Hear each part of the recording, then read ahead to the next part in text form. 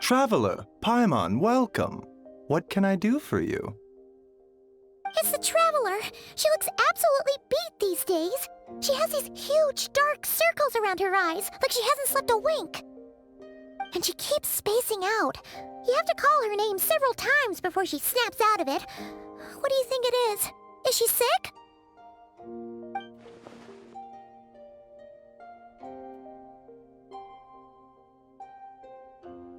Very peculiar. In all the time we've been acquainted, this is the first time you've come to me with a health complaint. Come, let me take a look at you.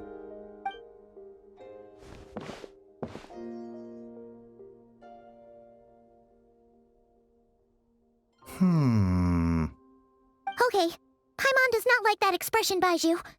It's not serious, is it? Complexion is good, eyes are clear, breathing is steady, pulse is strong. Physically, you appear to be in good condition, Traveler. In theory, your energy level should reflect that. You should be feeling right as rain. Hence my concern. A clean bill of health is usually a good thing, but in this case, it likely means your situation is more complicated. Physical illnesses come with detectable symptoms that can be used to diagnose, medicate, and cure the condition. But afflictions of a non-physical nature, they fall outside a doctor's realm of expertise. Huh? What do you mean, non-physical nature? Curses, dark magic, it's hard to say. It could just as easily be a simple case of mental fatigue. Why don't you rest here for a bit? Whatever it is we're dealing with, clues to your condition are sure to reveal themselves in time. Once we know the root cause, we can administer the right treatment.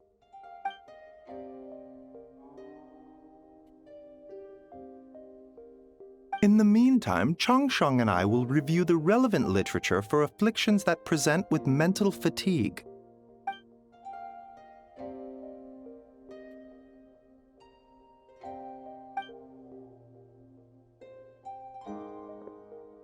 Oh, must be a rare condition if not even Baiju and Changsheng have seen it before. Well, all we can do is take their advice. You look like you're about to collapse anyway. Just get some rest. Paimon will be right here by your side. Fingers crossed you'll be all better when you wake up.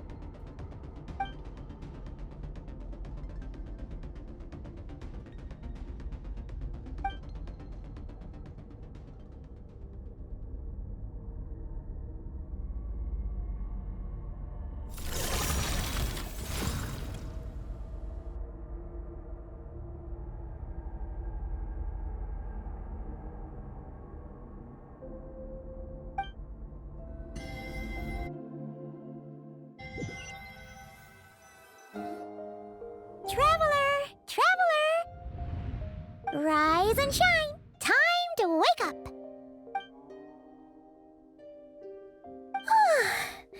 For once, you're making Paimon look like an early riser.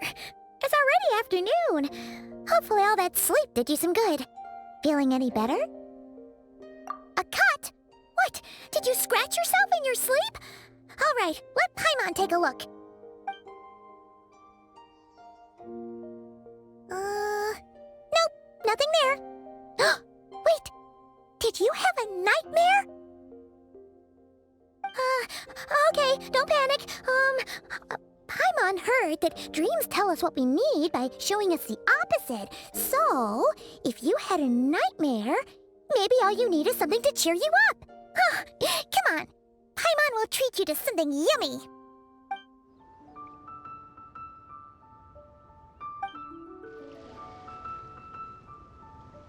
What? So, in this dream, you were trapped in a weird place with thick fog everywhere, and then a spike came out of nowhere and stabbed you in the back? Oh. Okay, well, that's a new one. Are you sure it was a dream? 'Cause from the way you describe it, it sounds like you were really there. But then again, you woke up right where you went to bed. And you were definitely in a deep sleep this morning. Then, it's decided. Paimon will stay up and watch over you tonight. If anyone tries to mess with you, Paimon will beat him up. Or, wake you up first and then we can beat him up together.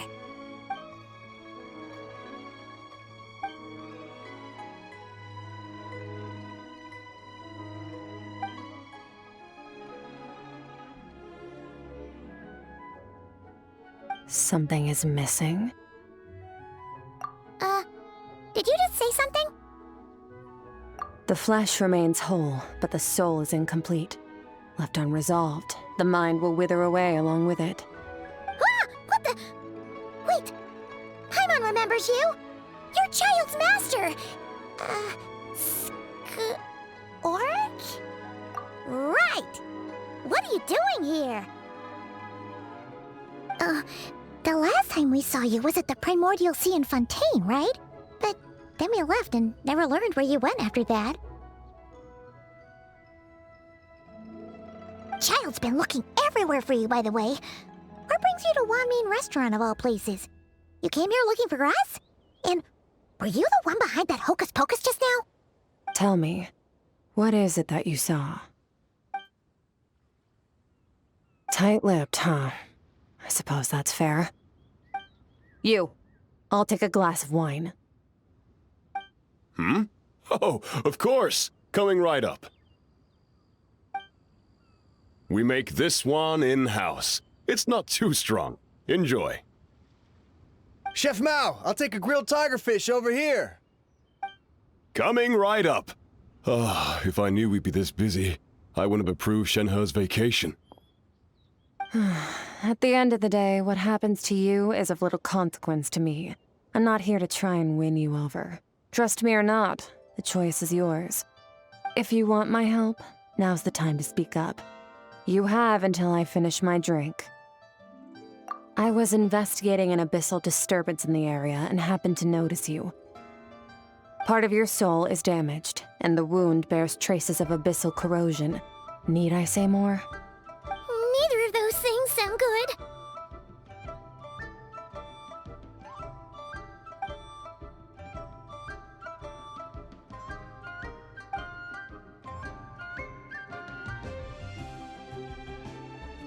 Well, should we trust her? She mentioned an abyssal disturbance. Maybe that has something to do with what's going on with you. But we could always find a different expert on the abyss to help us out. Yeah, and that thing she said about your soul being damaged is scaring, Paimon. Definitely something we should fix sooner rather than later. Skirk's an interesting one, that's for sure. But from what Child's told us, she doesn't seem evil, at least. 1, 2, 7, 10. That'll do. Well, have you made up your mind?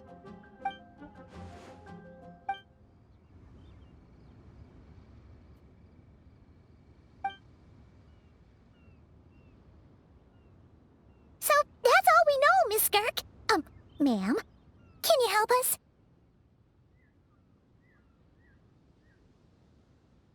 So, you couldn't disperse the fog. I understand. Come find me in the Guili Plains when you're done here. Oh, and I left cash for the drink on the table. Settle the bill for me, will you? Oh, okay. Huh? She disappeared!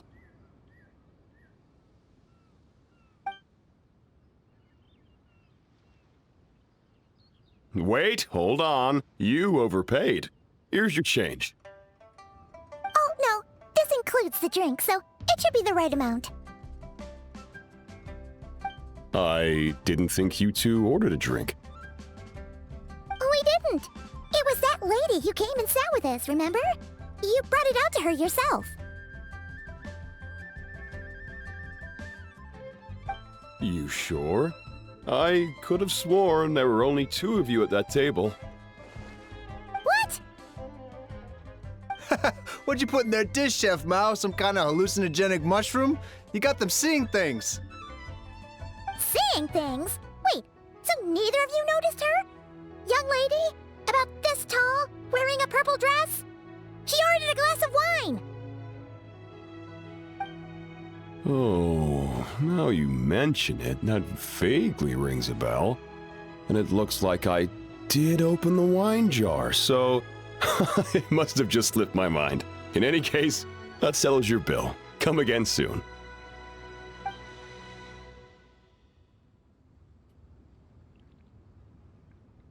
Coming! Okay, what was going on there? It's like they didn't remember Skirk being there at all. Even Paimon was half convinced we hallucinated the whole thing. But that Mora she left for us was definitely real. Oh, this whole situation is giving Paimon the creeps. But anyway, she told us to head to the Guili Plains, right? Let's not keep her waiting.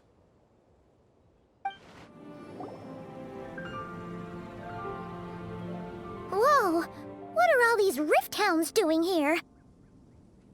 Huh, looks like they're collecting something. Oh, let's go check it out. So, this is what they were collecting. It looks kinda like... Yeah, what is going on here? From the moment they are born, all beings with great power have an impact on this world. Even if their body is sundered and their soul extinguished, their influence remains. Gods are the most common example of that.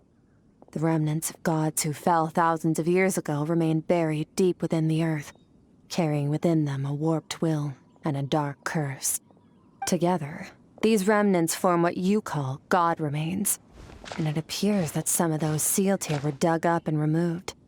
There are traces left, but they're fading fast. What are you doing? Nothing! Just wanted to make sure you were, real? She's definitely not a ghost traveler. Paimon poked her, and she's solid. Your life hangs in the balance, and that's what you're fixated on? Strange set of priorities. It was just a trick to avoid being perceived. If someone notices me, those memories are erased. Simple as that. Unlike you, I have no desire to establish a connection with the world. The weak and the lowly have no right to remember me. They're lucky they only have a few missing memories to show for it. Now, can we please get back on track? Okay. Where were we? Right. The god remains. So, basically, there's now less of them here than there used to be, right? Isn't that a good thing? In our experience, god remains are 100% bad news. A lot of terrible things have happened because of them. Maybe it's a good thing by human standards, but power doesn't come from nothing, and it doesn't just disappear for no reason. The remains aren't just gone. They were taken. Very clever, traveler. You aren't the only one who had something taken from you. There are victims like you everywhere. The only difference being, you can speak, and the remains cannot. So it went unnoticed. Something similar happened in Sumeru. Within the span of one night, countless consecrated beasts were slaughtered, and a large amount of the god remains buried in the desert went missing. Of course, god remains are just one of the targets. The culprit is chipping away at sources of power all over this world, including the Stella Fortuna above. Wait, you mean the stars? Mm-hmm. 42 of them have died out in the past few months alone. In Conria, people believed that powerful individuals have corresponding Stella Fortuna. Even should that individual fall, their Stella Fortuna would not disappear, but gradually evolve into a new constellation. Yet now, stars are disappearing from the skies entirely, and it's not hard to deduce what's happening to the power they contain. Something has been leeching power from this world like a parasite steals nutrients from a host. And now, it's no longer satisfied with the remains of the dead. It wants you. This time, it only took a fragment of your soul. But next time, there's no telling how far it could go. No one knows. All I know for certain is this. Getting back what you lost will not be easy.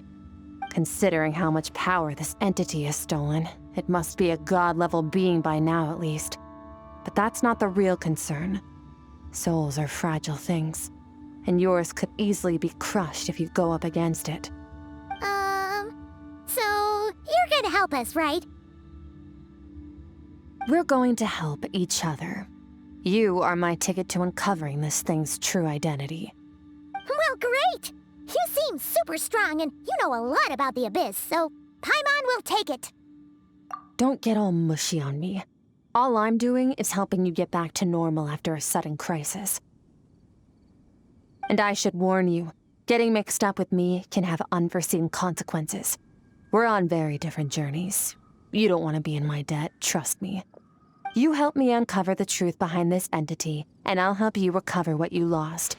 This is a transaction, that's all. You would do well to remember that. Now, come along. Yeesh! You'd think she'd be a little friendlier since she's agreed to help us. But nope, she's just like when we met her in the primordial sea. So cold. Well, whatever. If that's how it's gonna be, then she doesn't deserve our friendship. What she does deserve is a super embarrassing nickname. Ah! Paimon's got it. Frosty the Lavender Melon! Serves that Ice Queen right! Anyway, the important thing is that we get that piece of your soul back. So, let's follow her and see what sort of plan she's got.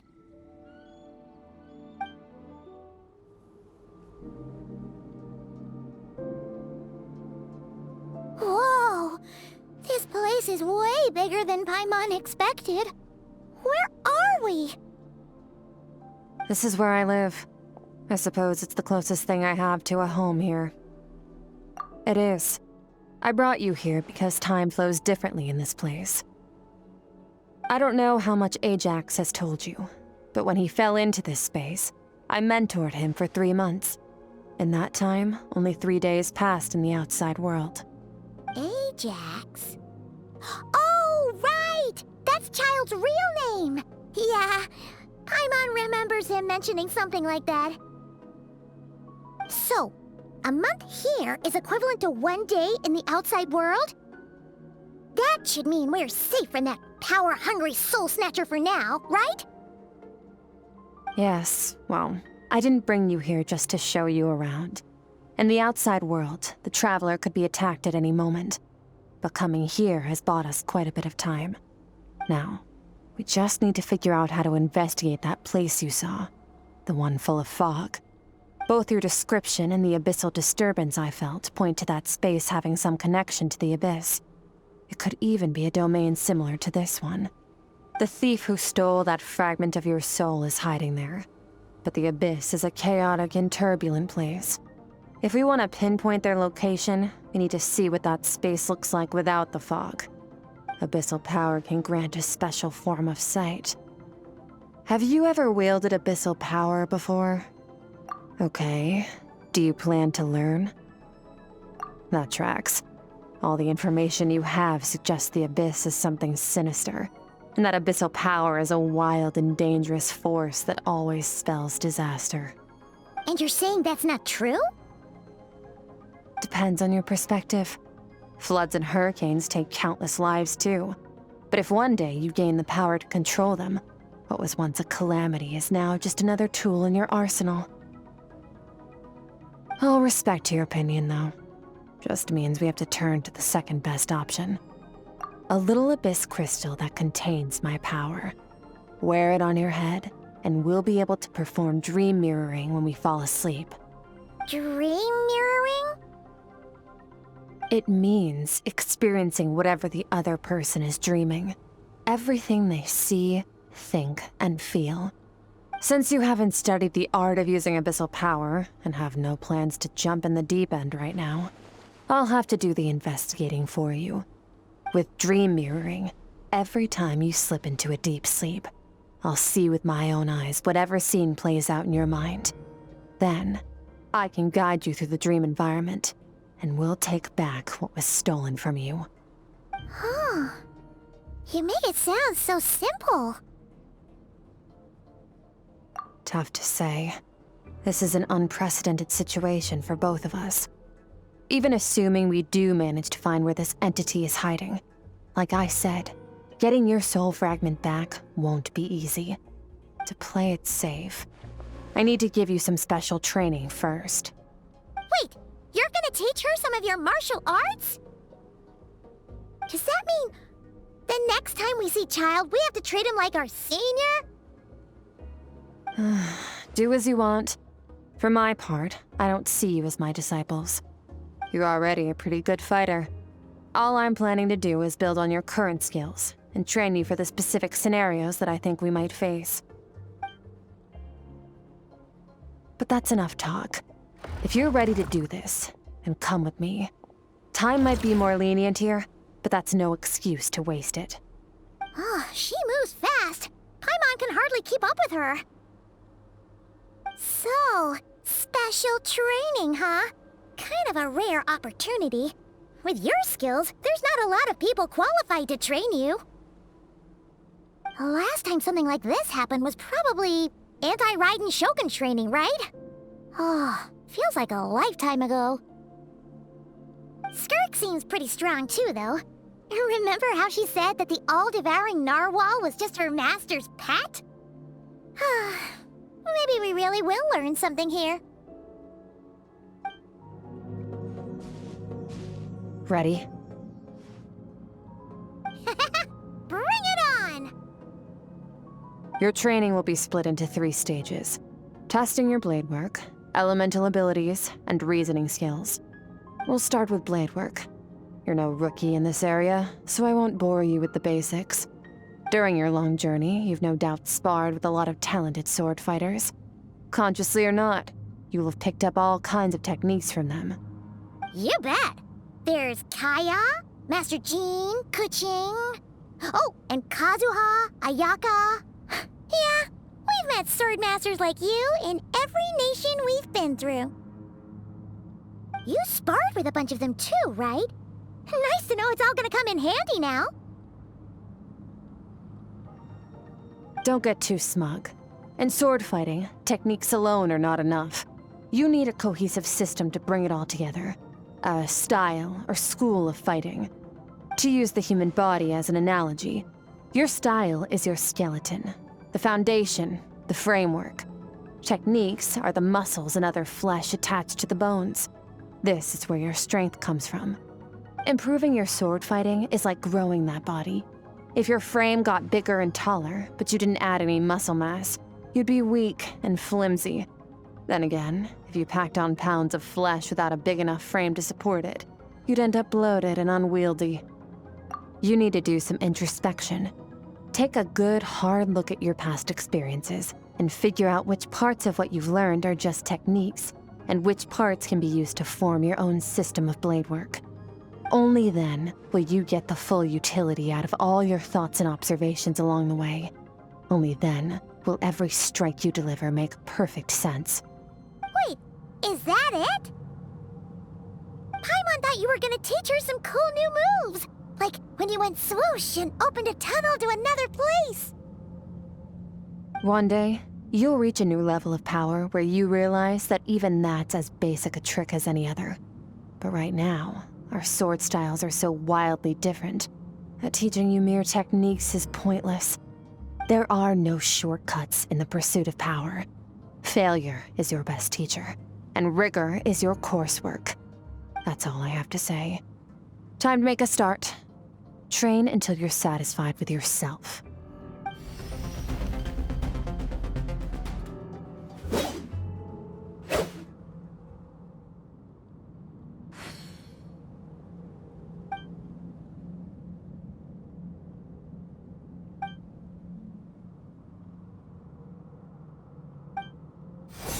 This moment will be frozen in time. Cut to the chase. Consider a moment of true mastery that you've witnessed in another person, and ask yourself, what lies beneath the surface? What's their guiding philosophy? What's their state of mind as they maneuver their weapon? Now take that and practice it right away with speed, skill, and strength, over and over, until your hand is one with your mind. This is the only path to true growth. Step on up. Dance with the waves.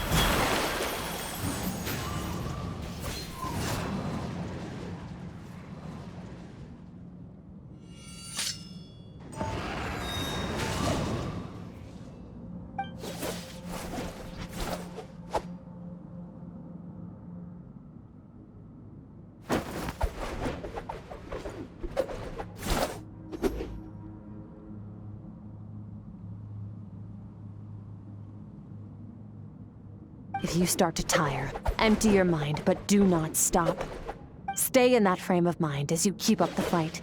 Get rid of all redundant movements. Imagine your sword is an extension of your own body. Wield it just as you wield your arms, hands, and fingers. 'Twas on a deserted, moonlit night that the hero approached the vile dragon's limpid lair. Rain Cutter! Feathers fleeting wet, the white heron treads water, a sight without flaw. Master of Inazuma Kamisato art Tachijutsu.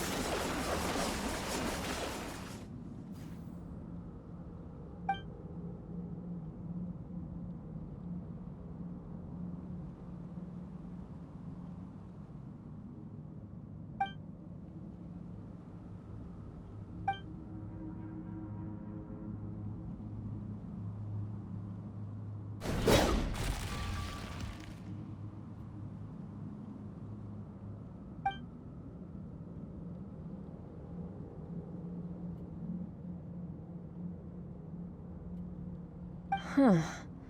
Looks like you've made some real progress. That concludes your training session. Awesome!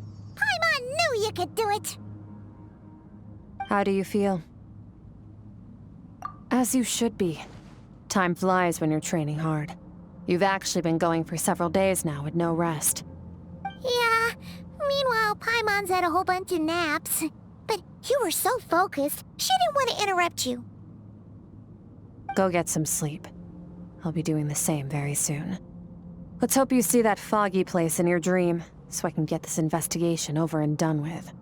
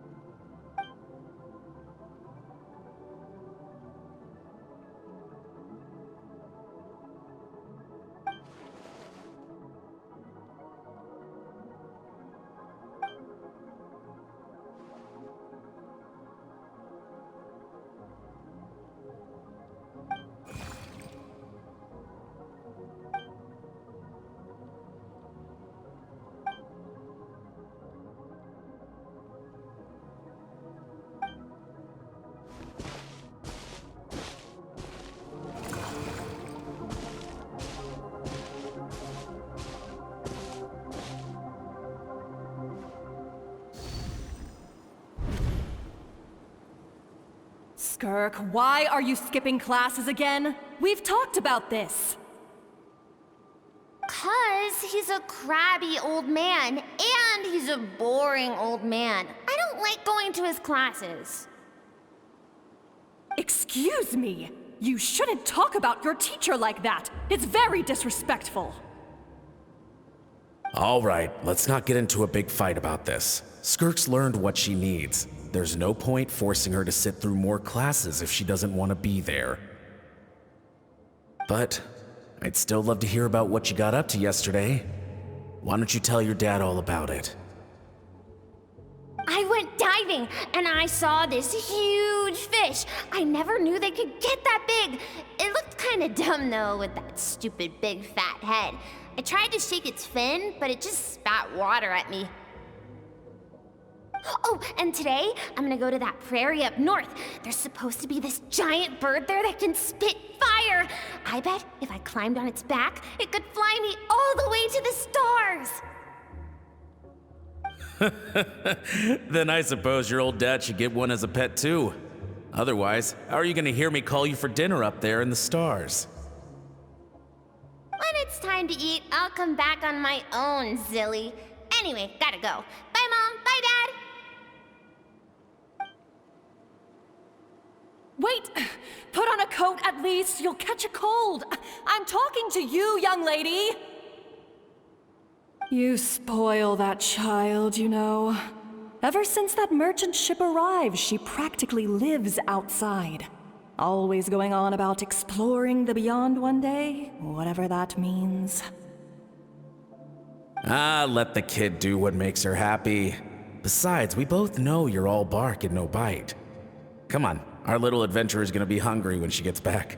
Let's get started on dinner. The stars shimmer high above. But what lies beyond the stars?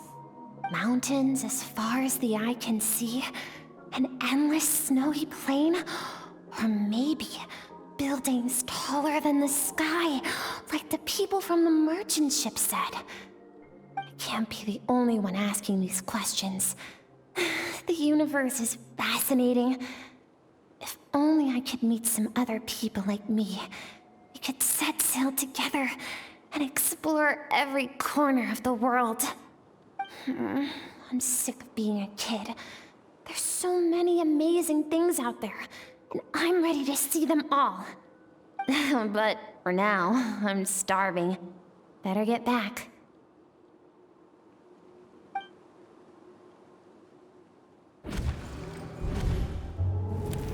Don't let a single one of them get away! No, please, spare the children! Stay back! They're coming! Run! Help! Eliminate the threat. Take them down! Don't be scared. Ah! This way! We'll never make it! Fire. There's fire everywhere. What happened? I told you we shouldn't have trusted these outsiders!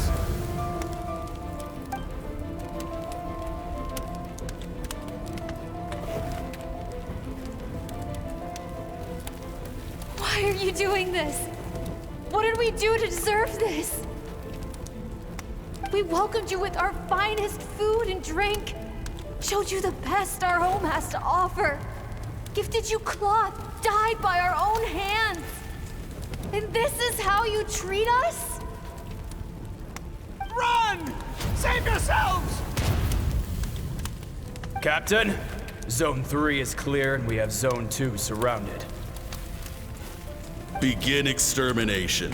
Remember the orders from upper command. No one is to be left alive. Rest assured, sir. We have enough munitions to annihilate these savages and burn their entire civilization to the ground. Good. The only ones who put up a real fight are that man and his wife, correct? What's their status? We shot the man in the ankles and the wife broke her wrist attempting to fight back. They won't be doing much more fighting. They're holed up in their home for now, but they won't last long. to prevent them from making some kind of last stand. We're planning to clear out the other zones first so we can send a bigger squadron to surround them. Well, well. Turns out some of these beasts do know how to use their claws. Now the threat these savages pose will be undeniable. Let them cling to what's left of their lives for a little longer. Once the other zones are cleared, I'll cut off their heads myself. Dad? Mom? Skirk, you're all right? Thank heavens. I'm so happy to see you, sweet girl. But you need to go. It isn't safe here. They'll be back any second. What happened? You're bleeding a lot. Dad? Mom?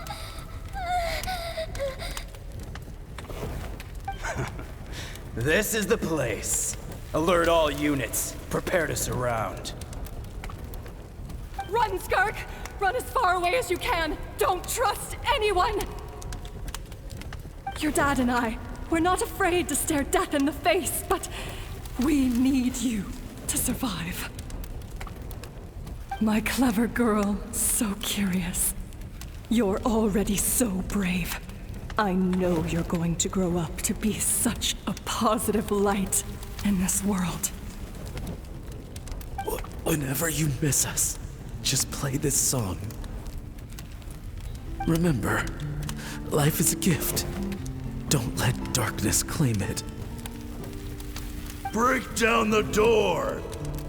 Look what we have here. A savage that can pluck a tune. Well, the show's over.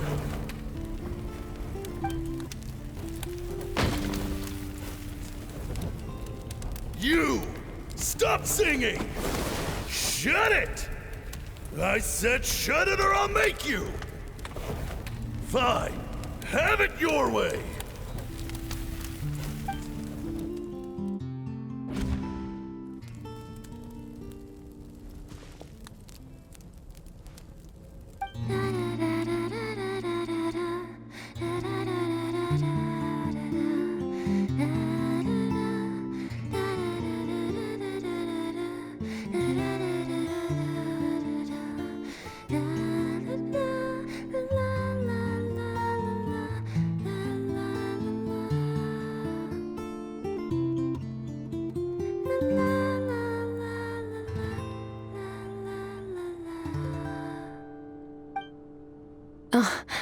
You're awake? I found a few clues while you were asleep, but it's only a start. Now, time for the second stage of your training. This time, the focus is elemental energy. Come find me when you're ready to begin. Man, staying in the abyss feels so surreal, don't you think? No day and no night. It's like time hardly exists. If we weren't careful to keep track, it feels like we'd have no idea how long we've even been here.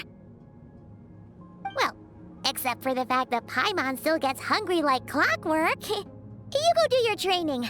Paimon's gonna grab a bite.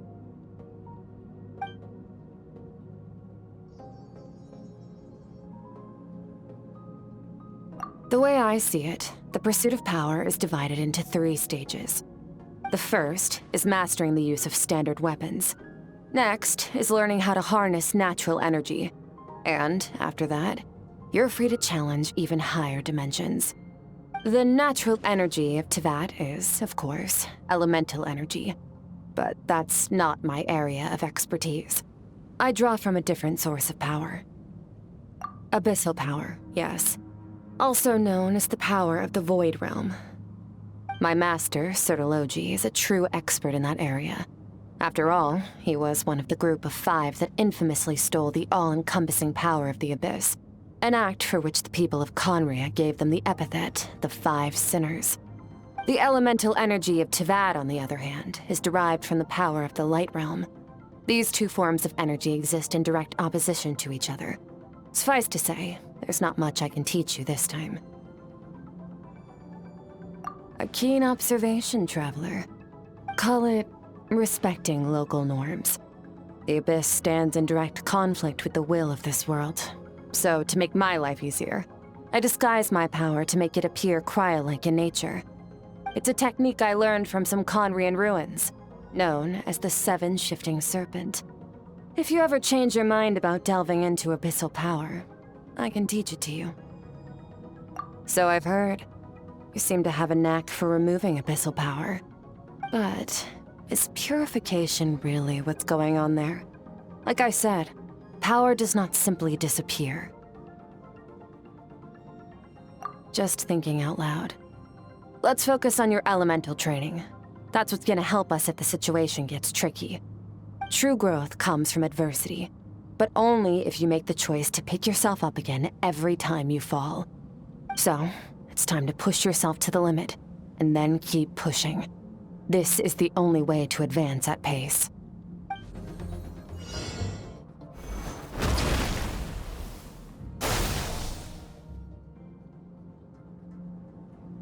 You need to understand what makes you special. The ability to wield elemental energy without a vision and switch between the elements at will. It means your aspirations need no approval from the gods.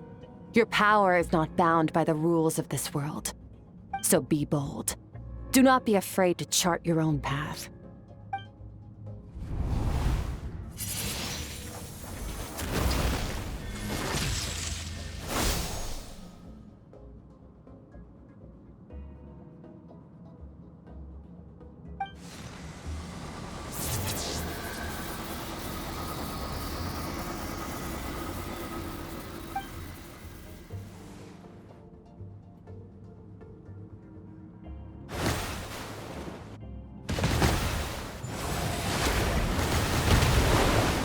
Very good. It seems you've reached a deeper level of connection with the elements. Long enough for you to lose yourself in your training, which is a good sign. Relentless practice with the elements has drained all your strength, but it's also what allowed you to make progress. Get some rest. When you wake up, we'll proceed to the final stage of your training.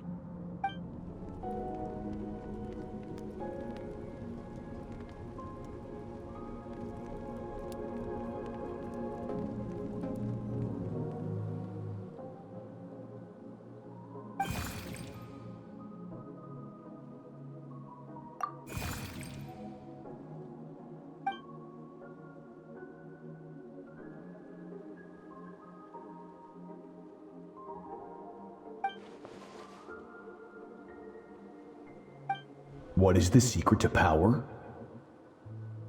Longing, hatred, self-preservation. No, it is fear. The fear of losing those you love. The fear of watching your home burn. Fear of loneliness. Fear of death. Fear is the source of evolution. It forces humanity to adapt to their environment and overcome hardship. It is in the process of prevailing over our fears that we surpassed first ourselves and then the rest of the world. That fear is now part of you. It calls on you to evolve. And it is time to answer. Any minute spent missing home is a minute wasted. Practice your sword work instead. Do not make me tell you twice. But, Master, I can barely lift the sword anymore. If I keep going, I feel like my wrist is going to break. So it has not broken yet. Then pick up your sword and keep practicing until it breaks. I want to hear the cracking and splintering of bone. After all, bones can always be reset.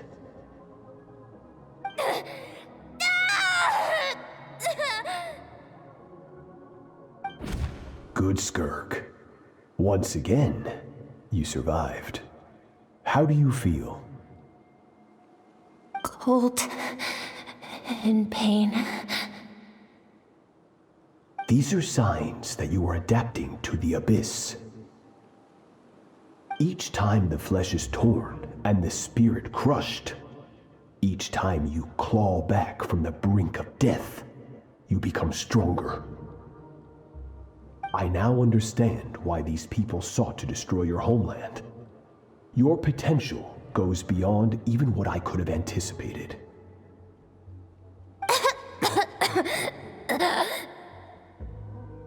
But you still have much to learn in your pursuit of strength. Your mind is rife with distractions. From now on, I shall show no mercy in your training. You must learn to shut out all the pointless emotion, crush the self that makes you weak, and become master over your physical form. Get up, Skirk. Wipe the blood off your face. Cut away the rotten parts of your flesh, and mend what is broken. Then take up your sword.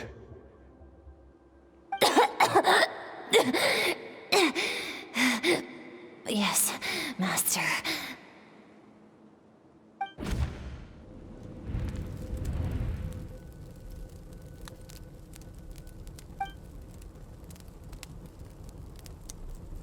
You're up! Hopefully you got some good rest. Skirk said to tell you that she's ready to start the final stage of your training whenever you are. So, want to head over now? Or did you want to wait a little?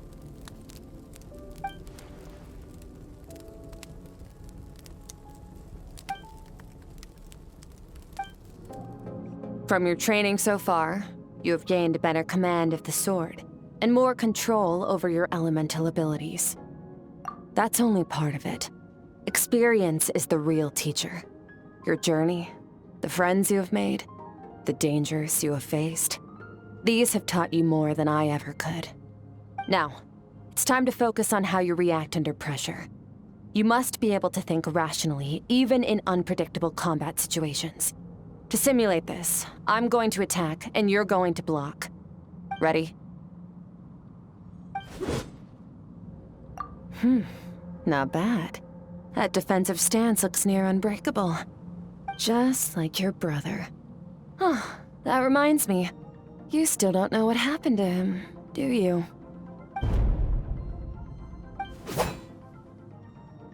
Hey, no fair! That's cheating!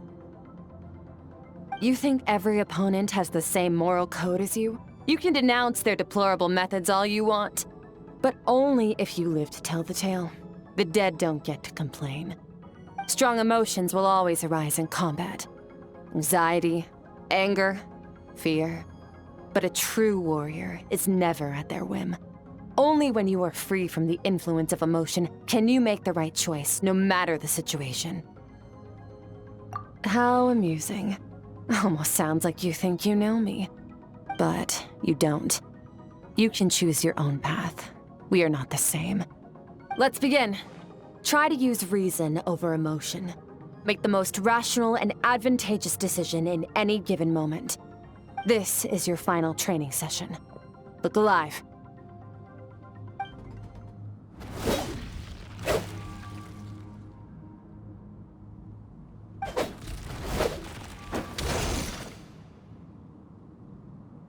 You're getting the hang of it. The first step to controlling your emotions is controlling your mind. You want a unified train of thought. It all comes down to focus.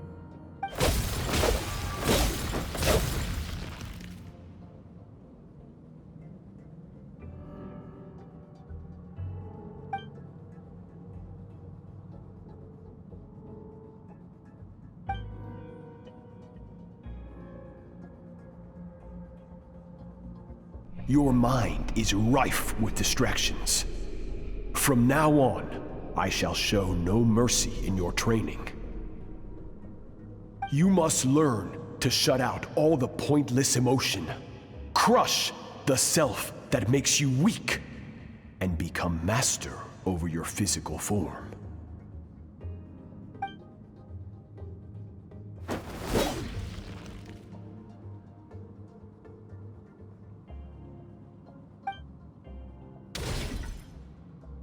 Stop. Let's pause here. One look, and I can tell your mind has wandered. That's to be expected. There's a limit to how long a human being can concentrate on one thing. Staying calm and focused sounds simple in theory, but in practice, it's more demanding than sword work or elemental abilities.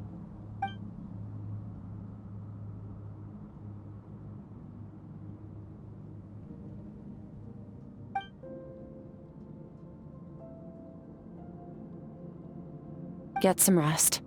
No point training further if you're already dead on your feet. Like I said at the beginning, the only goal of this training is for you to reach a point that you're satisfied with. You managed to push past your limits, which is a good start. You can be proud of that and sleep well knowing that you've earned it.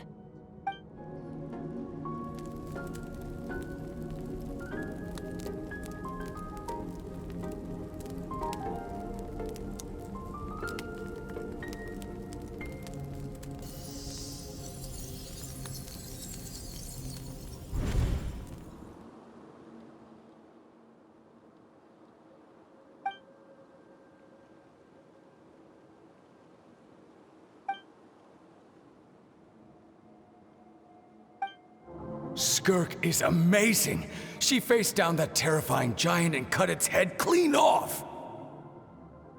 Oh, she got hurt though, didn't she? I heard it was pretty bad. Yeah, well, that's a given. But the moment she was on the mend, she got right back to practicing her sword work. I heard Master suffered a grave injury once too. Lost an arm and a leg and still came back stronger than ever. Skirk's becoming more like him by the day. Oh, incredible. I wonder if I'll ever reach their level. They're always so resolute, so unshakable.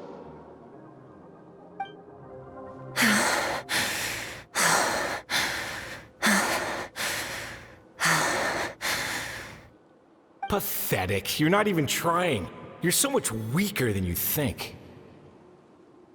Skirk, have you become a positive light in this world?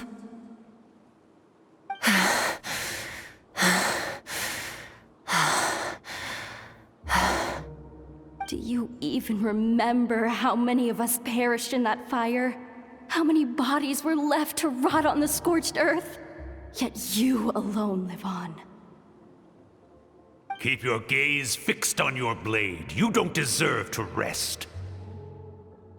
I have so many questions. I just want to jump in a spaceship, explore the whole universe, and get answers from the stars. I just need to wait till I'm grown up. Then, I can do anything. Now, you must bid farewell to who you were in the past, and become someone stronger. Run! Skirk, run! Only death awaits us here. Keep running, and don't ever look back.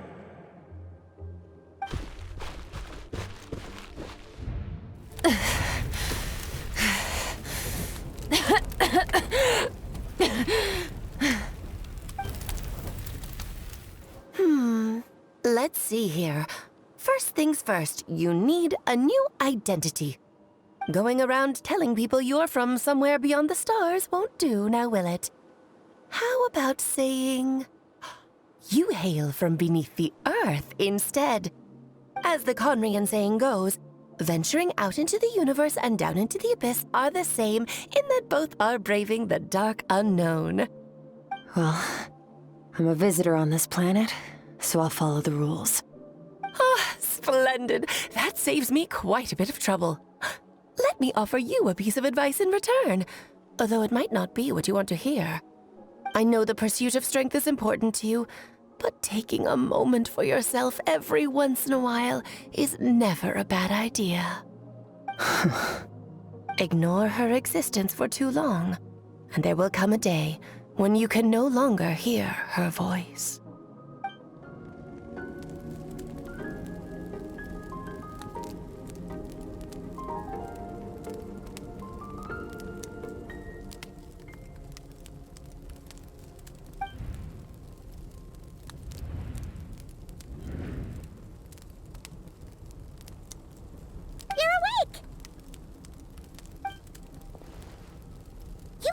starving, right? Ta-da! A barbecue feast just for you! Of course you are! That's why Skirk and Paimon got this all ready for you.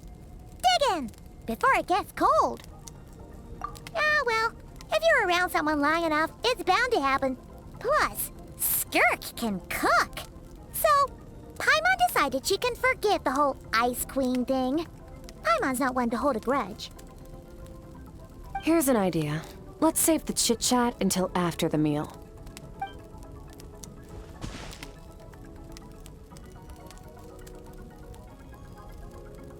Ugh, so full. Okay, it's Paimon's turn to sleep now. Wake her up when it's time to go.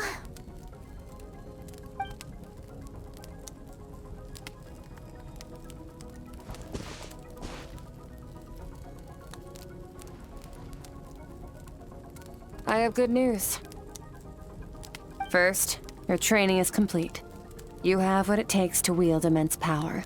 Now it's just a matter of putting it into practice. Continue to learn from your journey and hone your skills against formidable opponents. Second, I've located the culprit we've been searching for. Next, we just need to retrieve the missing part of your soul, and our business will be concluded. When Ajax trained with me, he once told me he was bursting with questions. So I allowed him to ask me 3 of them before he left. You and I may never meet again, Traveler. So if there's anything you want to ask me, now's your opportunity. Just like Ajax, I'll answer 3 of your questions.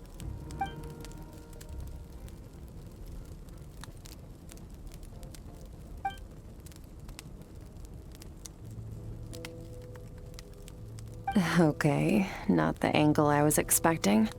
What makes you ask that?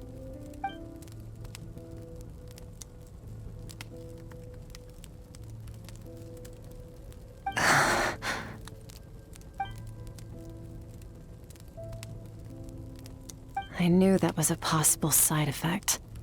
Closed off my mind to you for that exact reason. Even with the dream mirroring, you should have seen nothing but endless darkness.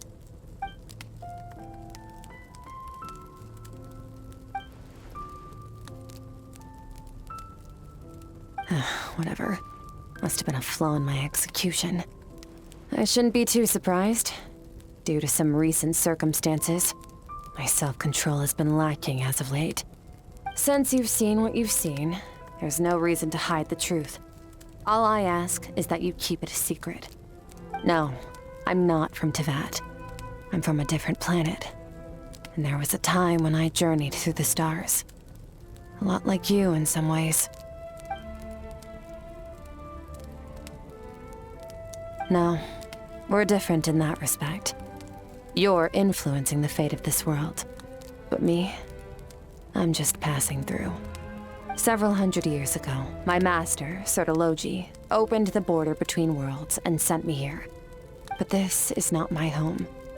And one day, I'll return to the vast unknown of space. So, there you have it. On to your second question.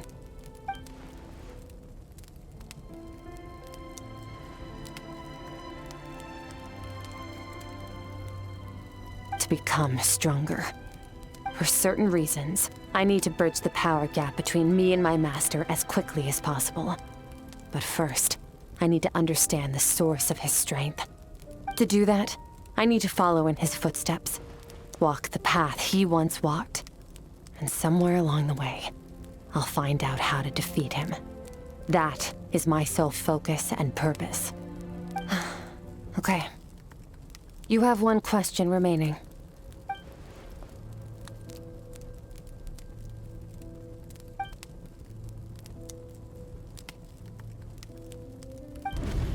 You make it sound so easy. Ever since the incident I experienced there, I've never stopped searching for Master Skirk and that unknown abyss. But it's been years now, and I've still found nothing.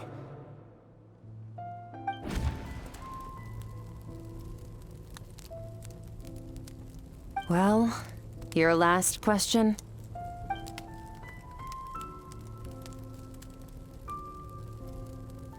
Hey, Ajax.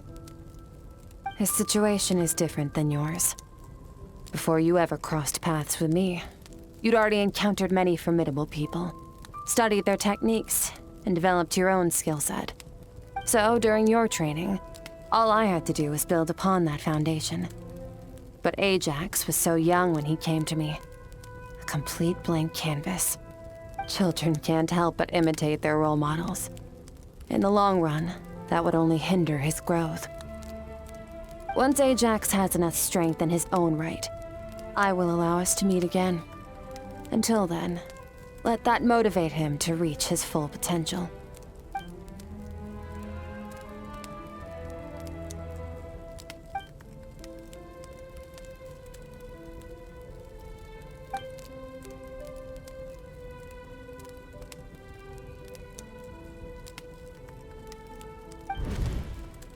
Unlike you, I have no desire to establish a connection with the world. The weak and the lowly have no right to remember me. They're lucky they only have a few missing memories to show for it.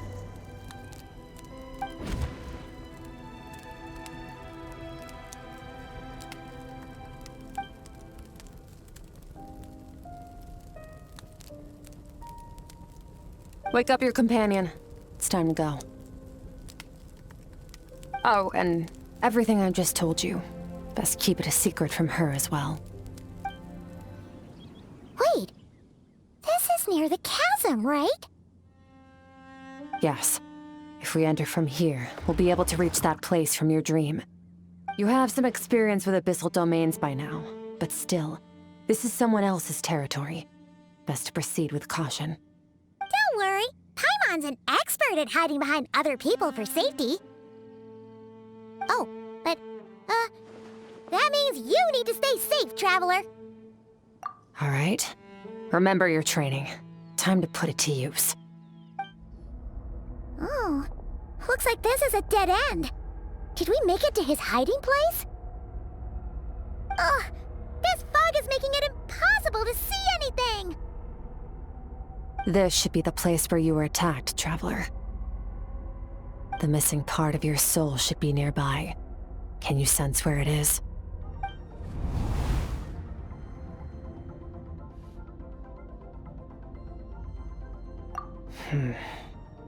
Our opponent must have covered his tracks just in case. Otherwise, you should have sensed it much more strongly. Hold on! Look! The spikes are back! Stay calm. Let's hold back a little. Give our enemy some wiggle room so we can see what we're dealing with. If you're too reckless, we might be playing right into his hands. Our enemy took part of your soul for a reason. It's likely he integrated it into his attack somehow. If we're smart about this, we can track it down.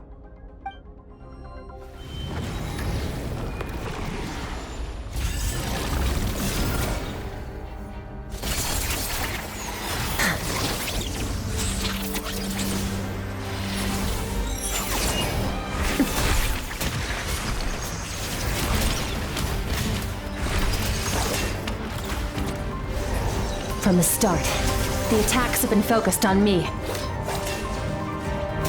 Trying to break through my defenses? I see.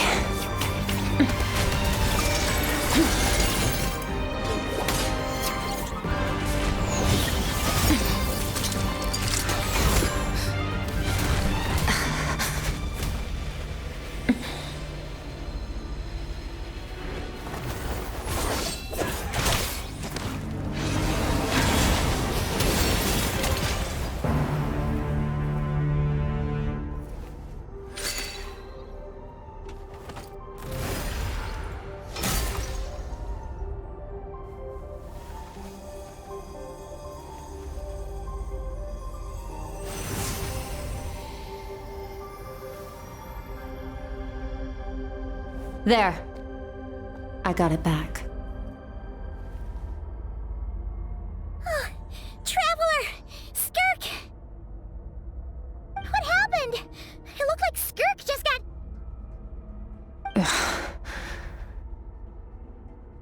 In the Guili Plains, you asked me why this enemy chose you as his target.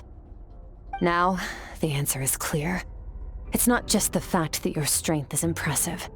It's also because of your ability to, as you put it, purify abyssal power. Whatever that actually means. The fact is, that ability allowed him to do something that should have been completely impossible. Namely, break through my defenses and steal my power.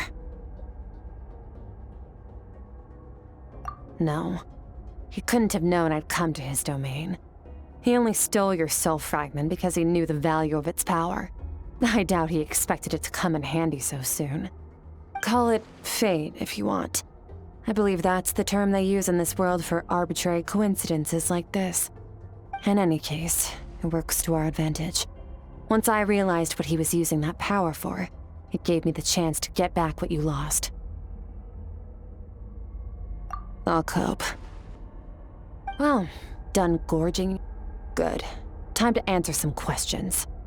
How did you get the power of the all-devouring narwhal? The all-devouring narwhal? Oh, of course! Paimon knew that spike thing looked familiar.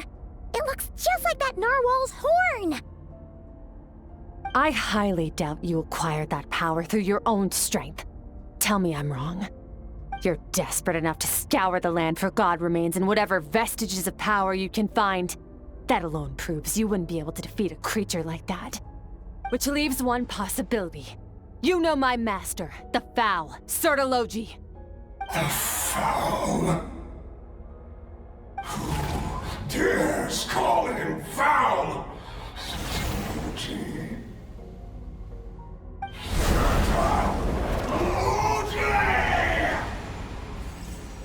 What's wrong? Bit off more power than you can chew? You're struggling to hold a basic conversation. Just a little longer. I'm still...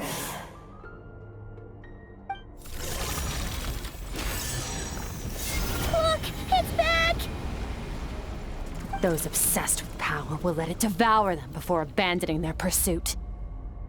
Keep calm and use reason to decide the best course of action.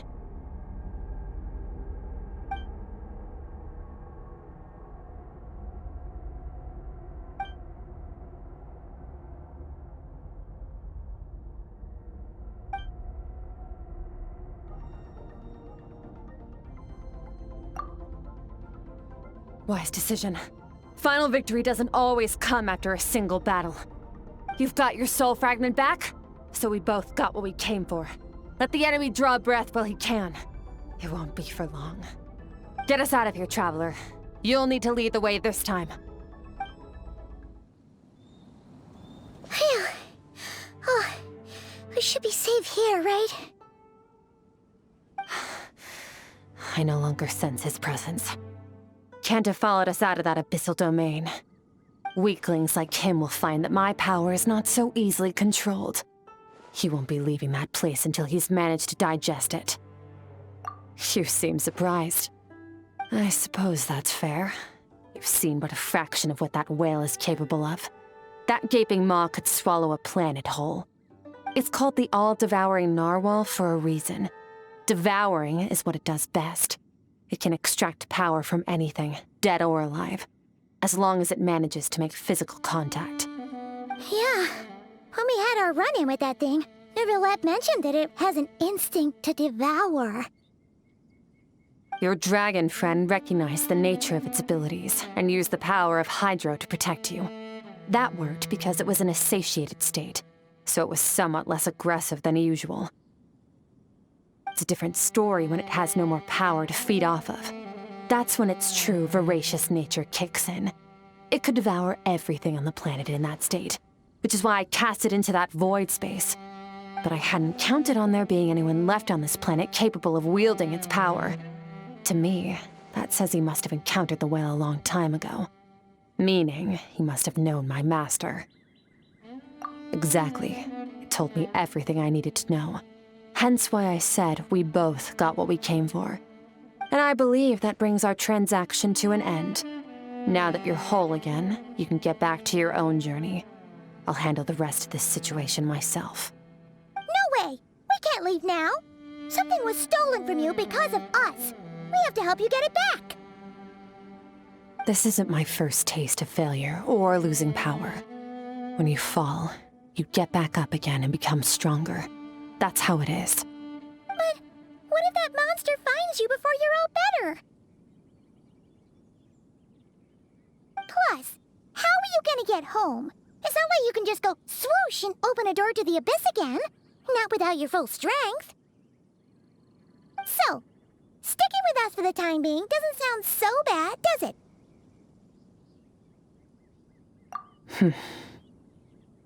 Fair enough. Then take this. What is it? A bag of Mora. Nothing in this world is free. I know that much. I'll leave the planning to you. Hurry up and decide where to go. We shouldn't linger. Huh. This bag from Skirk has a ton of Mora in it. Does she have a job or something? Wait, no. After what we saw at Wamin Restaurant, that seems impossible. Can you imagine? It would go something like... I'll be collecting my paycheck now, boss. Oh, sure thing. Wait, who are you? Have we met? Can't hold a job if you make everyone forget about you. So, what did she do to get all this Mora? Claimed some buried treasure, took care of a few monsters that were causing trouble. Nothing untoward. It's safe to use. You heard all that? A sonorous voice like yours is hard to miss. I wouldn't be surprised if the sound of it traveled to the nearest mountaintop. Then, did you by chance happen to hear Paimon's little, joke earlier? You mean when you called me Frosty the Lavender Melon? No, sorry. Paimon totally misspoke just now. She didn't say that at all. It was, a Paimon lookalike. Yeah, she's a piece of work, that one. Always impersonating Paimon and giving people weird nicknames. Okay, fine. The truth is, Paimon didn't like you all that much at the start, but things are different now. You helped the Traveler in a big way, so what do you say? Friends? I noticed there was only one bed. Go ahead and get some rest. Wait, what about you? I don't get tired, and I don't need rest. I'm going to practice my sword work. That should help me regain some strength. But your shoulder... Hey, don't just leave! Whatever. Let her tire herself out. She'll come back eventually.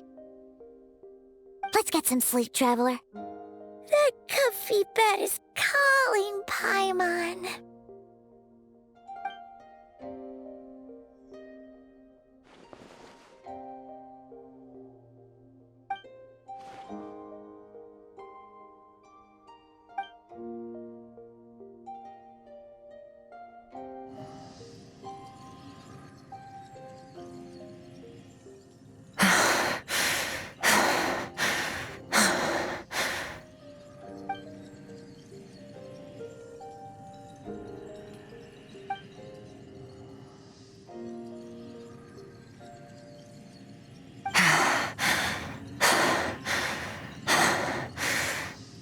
Quiet.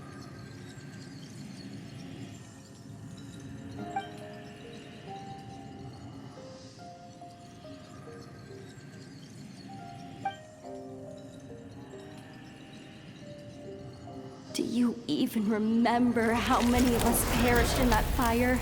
How many bodies were left to rot on the scorched earth?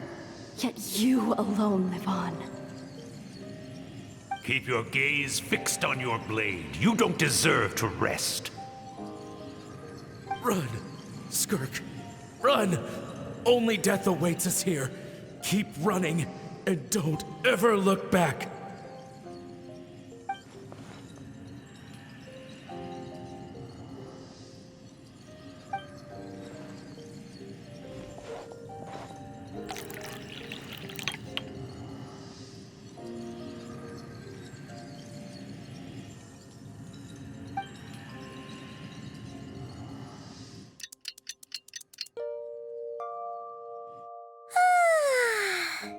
Getting an early night's sleep is the best. That bed was so comfy. Wait, Skirk? Have you been sitting out here the whole night? The bed's all yours if you want it.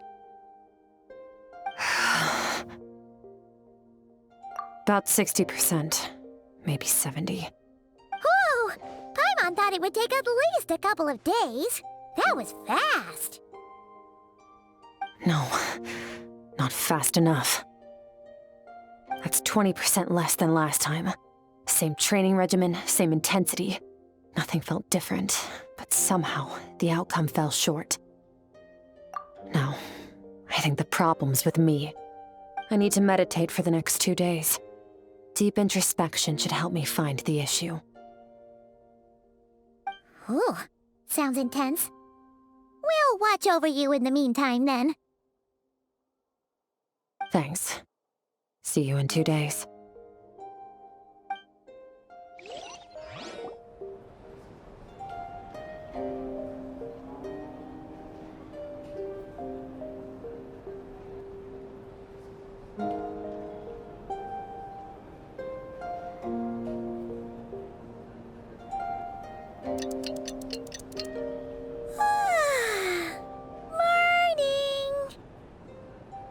Skirk is still meditating, huh? It's been 2 days already. Shouldn't she be awake by now? Paimon can't think of anything we can do to help. Oh, wait! Breakfast! That's it! Paimon will go get breakfast! Skirk is gonna be starving when she wakes up. Be right back.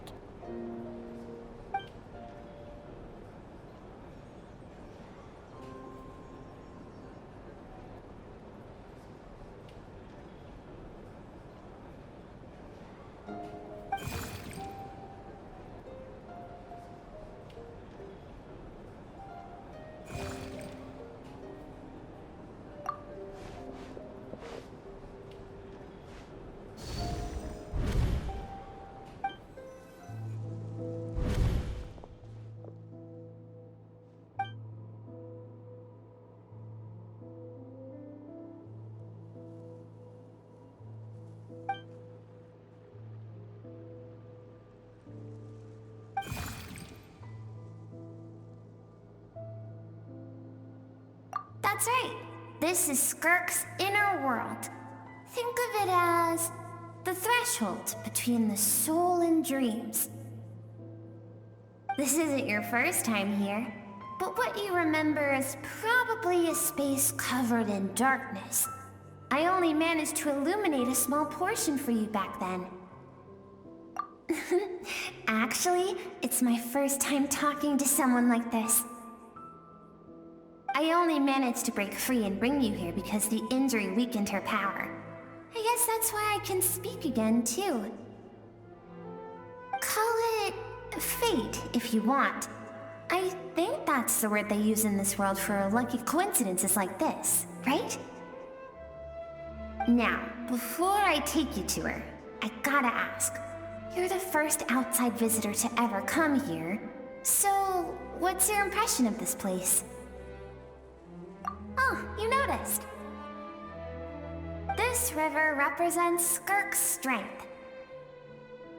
Strength accumulates over time. It is the summation of a person's lived experience. So this river is where all the fragments of Skirk's life should converge into a single stream of memories and emotions, flowing forward as one. But as you can see, this river has been severed numerous times. It's because Skirk doesn't like who she was in the past. And all she sees reflected in the river is a disgraceful shadow of who she was. She cuts through water and rock with the sword of reason, severs her connection with the past, and begins anew. You must learn to shut out all the pointless emotion. Crush the self that makes you weak, and become master over your physical form. This isn't my first taste of failure or losing power. When you fall, you get back up again and become stronger. That's how it is.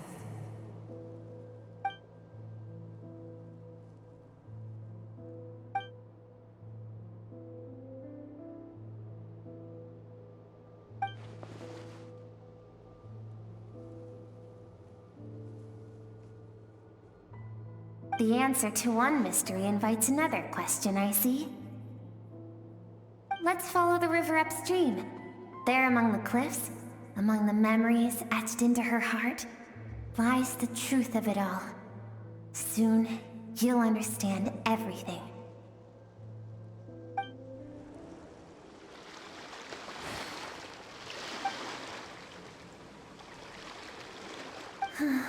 I've always thought that, even when falling leaves don't come from the same tree, they can still form bonds of kinship when they meet. Like meteors, you both made a journey through the stars. Both travelers who have landed on a planet that is not your home. Yet, when she first noticed your presence, although she hesitated for a moment, she still chose to walk away, indifferent as ever.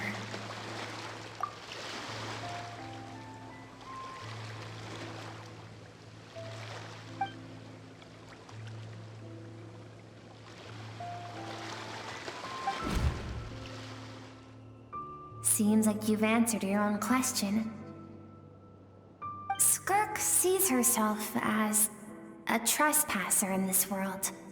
She's made a conscious choice to avoid altering its path. But the reason for that decision stems from events much earlier on in her life. Let's keep going. It's still a long way to the source of the river. You now have what it takes to wield immense power. From this day forth, I shall teach you no more. No one can become a worthy warrior through imitation alone. I have given you fangs and claws. Now, you must learn to hunt. You wish me to travel the world beyond on my own, Master? Indeed. Make new friends. Embark on your own journey. And piece together a new future from the shattered remnants of your past. We will still have contact through the abyss. But know this. One day, I will take the life you worked so hard to rebuild and reduce it to ashes. Just like the fire that haunts your mind. Why do you do that? I have told you before, fear is the catalyst for human evolution. You have tasted loss. You have known fear, so deep it can be felt in the bones. But as living beings, we all have an instinct to detach from that which harms us. And thus pain dampens over time, and the acrid taste of fear becomes but a distant memory. Yet now, I have bestowed upon you the gift of fear eternal. It will drown you in the nightmare of your childhood, or it shall drive you to defeat me, whatever the cost.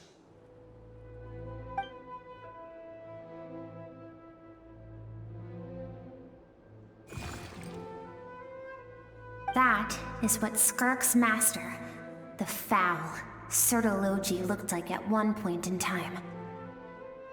Of course, as a higher being, physical form is a triviality to him. He could appear as a beast, a human, or even a monster that defies description.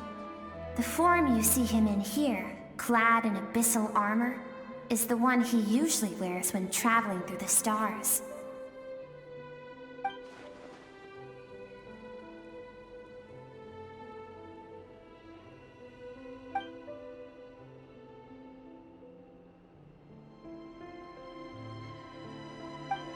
For certain reasons, I need to bridge the power gap between me and my master as quickly as possible. But first, I need to understand the source of his strength. To do that, I need to follow in his footsteps. Walk the path he once walked. And somewhere along the way, I'll find out how to defeat him. That is my sole focus and purpose.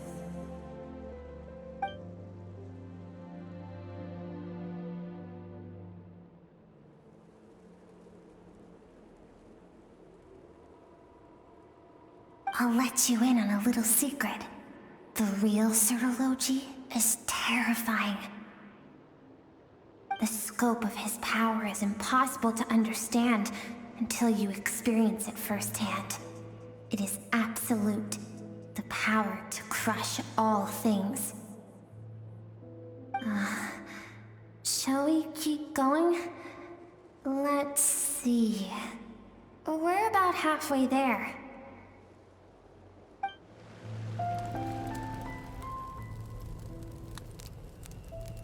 We've made it quite a ways already. This is Skirk, when she first began training under Certology. I have set your broken wrist. Tomorrow, you're to train twice as hard. No tears this time. Good. Attempting to garner sympathy through tears is a habit of the weak. A pitiful, useless ploy. Can I ask a question, Master? Why did you save me? I keep thinking, maybe it would be better if I had died. I wouldn't be haunted by that fire all the time. I wouldn't have to go on like this. I saved you because I have a plan for you.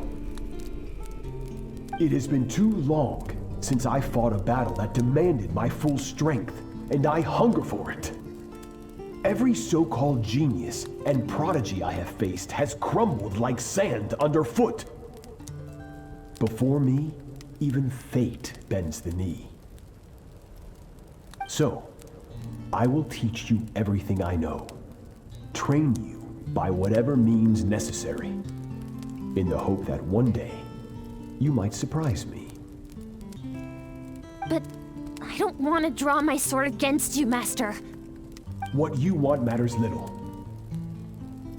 Among the boundless sea of stars, the cries of the weak are but faint murmurs that disappear into the void. You of all people know that well. Yes, Master. From that day forward, all she knew was grueling training, emptiness, and fatigue. After some time, her talent bloomed, and she gained control over her emotions, like her master. How should I put it? It was not that human emotion disappeared from her heart, but that reason came to dictate all she was allowed to feel. I suppose it was at this point that she became the Skirk you know today.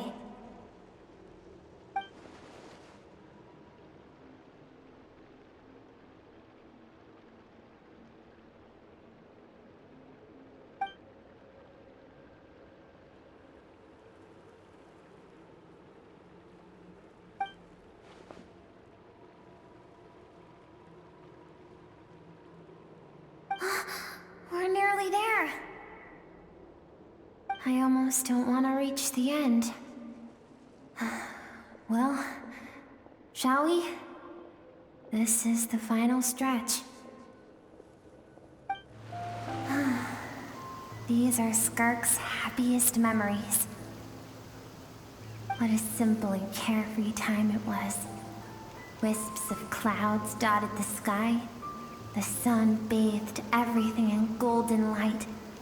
And when song filled the air, not even the shyest of flowers could resist swaying along. This is Skirk's homeland. She was so curious about everything as a child, always skipping school to go exploring instead. There was so much to discover. The treasures at the bottom of the sea, the secrets beyond the stars, and that merchant ship packed with adults wearing those strange clothes. Yes, the ship. That was the beginning of the end. It was a spaceship. When it arrived, the people that disembarked wore smiles on their faces and spoke of friendship. They claimed to be merchants from a neighboring planet, looking to establish trade. Skirk's parents, her relatives, her neighbors, everyone welcomed the newcomers with open arms and allowed them to explore the planet. To them, the visitors were guests and should be treated with hospitality. No one had any idea of what was to come. Several months later, an army of unknown origin arrived without warning and carried out a ruthless campaign to destroy everything and everyone on the planet. Skirk had skipped school that day, like so many times before, so she was not caught in the immediate wave of destruction. But when she came home that day, only fire and ruin awaited her. Countless people cried out to her for help. People she knew and loved. Friends and relatives. The little girl who lived next door. The shop owner with the bad leg. The bad-tempered teacher she had made fun of just that morning. Their lives were discarded like worthless trash as the fire consumed one life after another. Skirk was helpless. All she could do was run. And so she did. She kept running until an unexpected figure crossed her path. If Sertology hadn't been there in that moment, the fire would have claimed her life too. And there she would have remained, left to rot in the scorched earth, with no answer as to why any of this was happening. Because she and her people were seen as a threat. As the initial merchant ship explored the planet, they discovered that it hadn't always had the condition to support life. Yet there was evidence of human activity, even during the periods of extreme heat or cold in the past. Further research revealed that, over time, the people of this planet had evolved the ability to adapt to any type of environment or energy source. For that reason, the outsiders viewed them as a potential threat, and decided to eliminate them before the threat could rear its head. And so, the army was called, and the so-called danger was wiped from the face of the planet. Senseless, isn't it? Deemed a threat because of a gift they didn't even know they had. Perhaps it was their own innocence and kindness that doomed them. But in the end, that was lost to the blaze as well. If those with power get to decide good and evil, then all you can trust in is the sword in your hand. And so, before death could claim her, she ran. She ran and never stopped. No one wants to relive their most painful moments. Well, that brings us to the end of the story. This is as far as we can go. Skirk is waiting over there. For both of us. Let's go to her. It's time to fulfill my purpose. And my greatest wish over all these years.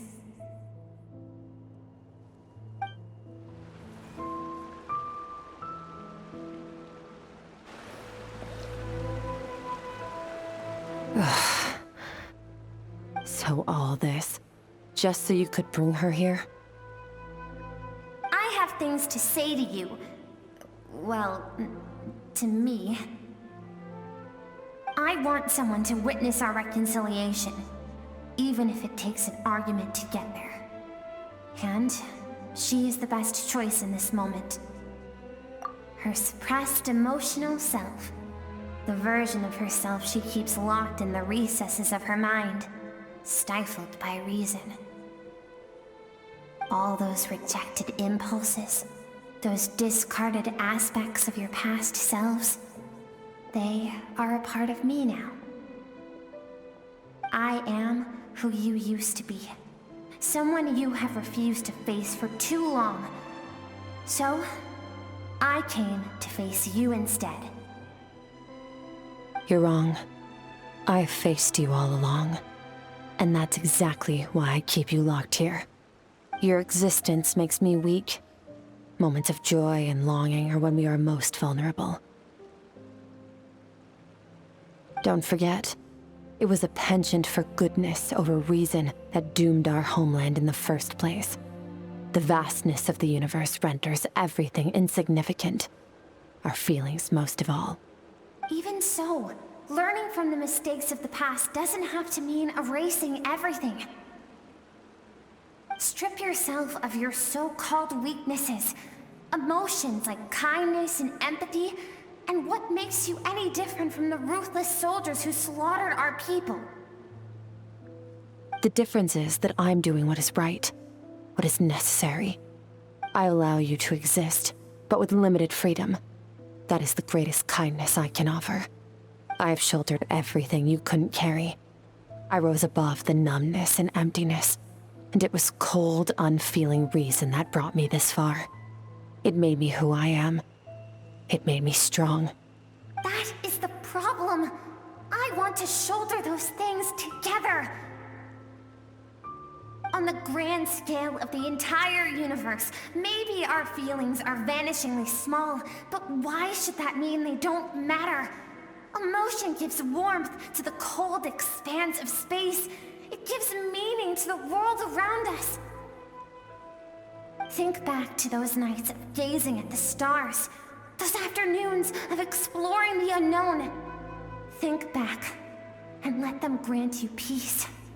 A brief respite from the pressure you put on yourself.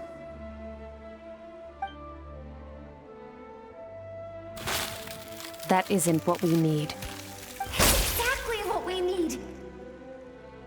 Aren't you curious about why recovering your strength has taken longer than normal this time? Finally, you get to the important part. That is the only answer I came here to find. Then look around. Look at your inner world. You cast aside your dreams and curiosity, and in doing so, you lost your original motivation. You severed all connection to who you used to be, so you can no longer draw strength from your past. Now, the only things driving you forward are fear and survivor's guilt. But these cannot take you far enough. And so, this river, the source of your strength, grows more polluted by the day. And you think that means I should seek help from a weak little thing like you?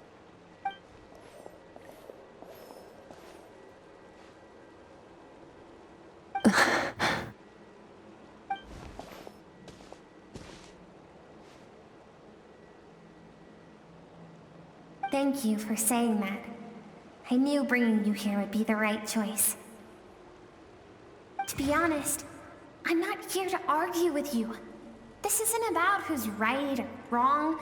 And in fact, I agree that in order to make it through the wake of that tragedy, we had to distance ourselves from the pain through reason over emotion. But what is right at one point in time isn't always right forever. I know you will never forget that fire. I know the fact that you were the sole survivor fills you with guilt. And I know that among the voices that haunt you, mine is there too. Because deep down, you know that you didn't turn out to be the person you wanted to be. All those unfulfilled hopes are like knives to the heart. And I don't want you to hurt anymore. So even if you can't accept me, I hope, at least, that you can let go. keep thinking, maybe it would be better if I had died. I wouldn't be haunted by that fire all the time. I wouldn't have to go on like this.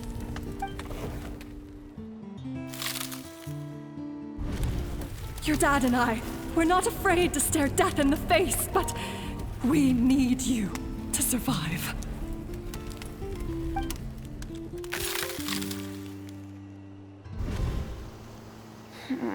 I'm sick of being a kid. There's so many amazing things out there, and I'm ready to see them all.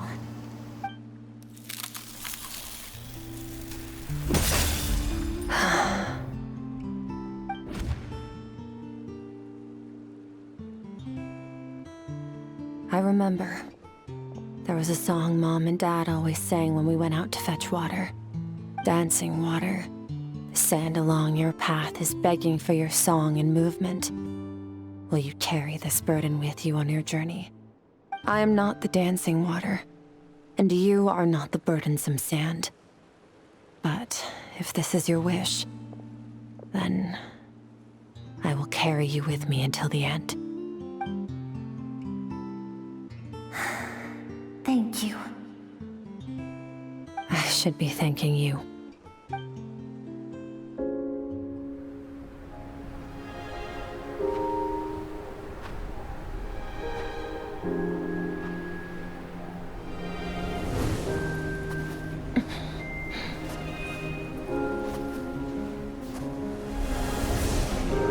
Run, Skirk, run! Remember, leave no one alive! Heed my words, Skirk. Let fear take root in your soul. Did you survive? Why was it only you? Skirk, did you become a positive light in this world?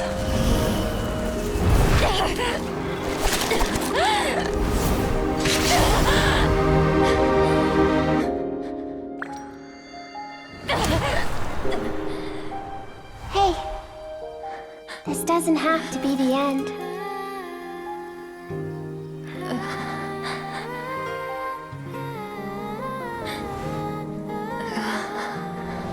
Life is a gift. Don't let darkness claim it.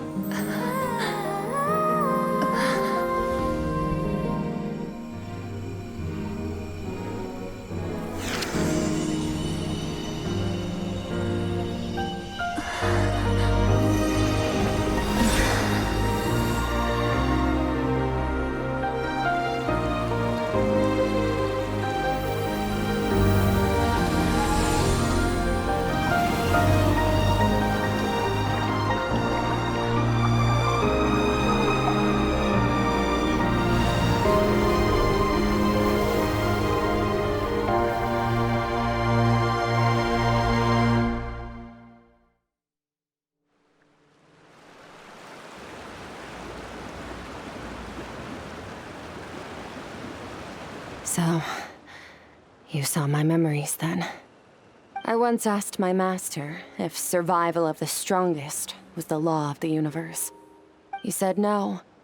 But in a world without order, those with no moral boundaries tend to be the ones who survive.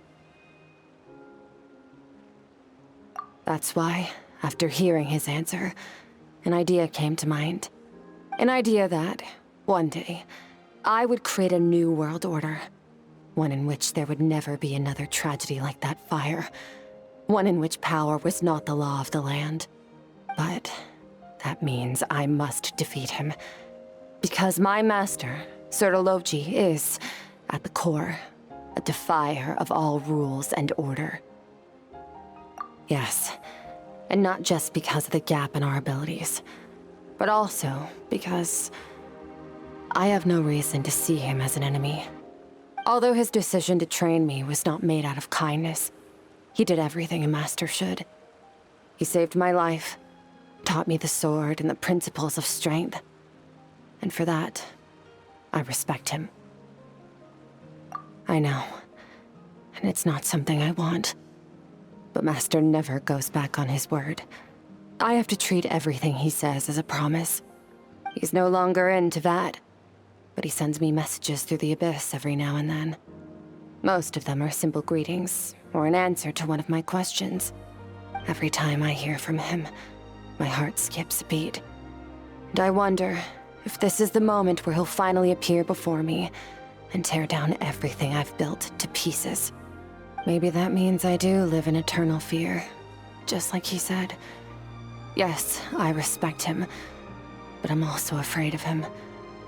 And for that reason, the pursuit of strength consumes every moment of my life. I don't know what Master has planned, but I have to be ready. Help me? Why? This isn't your fight.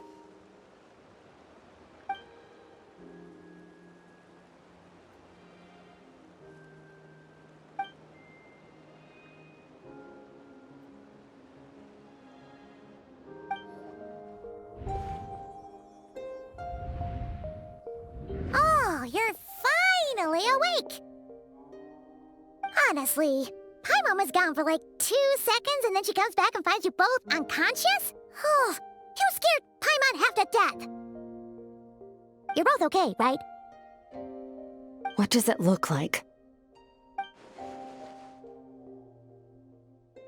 Only water from the source can cleanse the rot and filth that flows from the past into the future.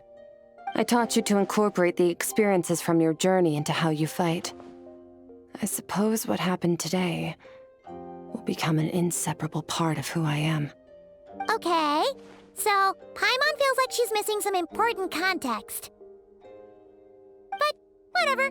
Paimon brought back tons of delicious snacks! Let's dig in!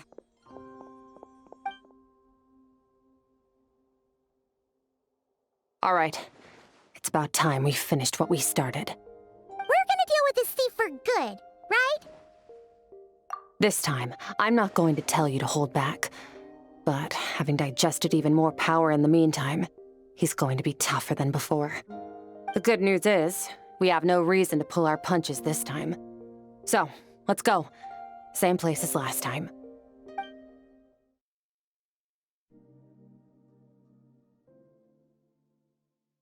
The fog is gone!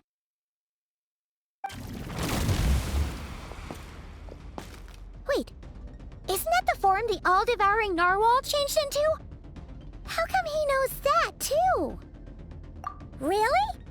So, you're telling Paimon that giant whale and this guy can both turn into the fowl? How does that work? It's a subconscious instinct. Any intelligent being who longs for his level of strength is bound to mimic his appearance. It's a natural response after encountering someone as powerful as Master. To them, he represents ultimate power. We know the person before us has encountered Master, and we know he stole a portion of my power. So it's not surprising that he would assume this form. Okay. Oh, the closer Paimon looks, the more intimidating it gets. Nervalette isn't here this time, so it's up to us. He won't have the nerve to steal again after we're done with him. Let's teach this guy a lesson.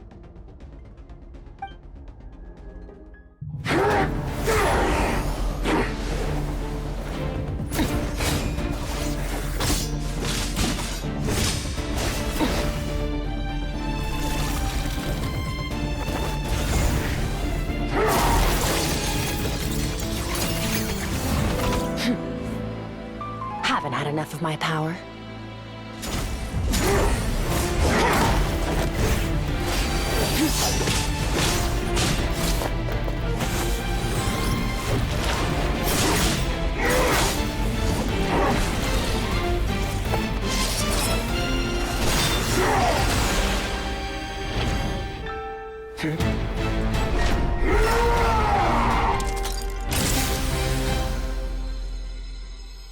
Well then, let's see how much more of this power you can handle.